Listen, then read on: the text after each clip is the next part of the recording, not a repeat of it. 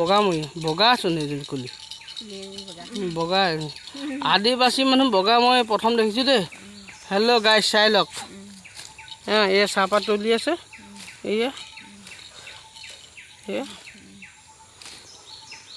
এয়া এয়া চাওক এয়া আপুনি কিমান তুলিলে আজি কেই কেজি তুলিলে 20 কেজি এয়া আপোনালোকৰ হাজিৰা কিমান পায় এতিয়া হাজিৰাটো আকৌ চৰকাৰে বঢ়াইছে বুলি কৈছে ন কিমান পাইছে হাজিৰা কিমান কিমান পাইছে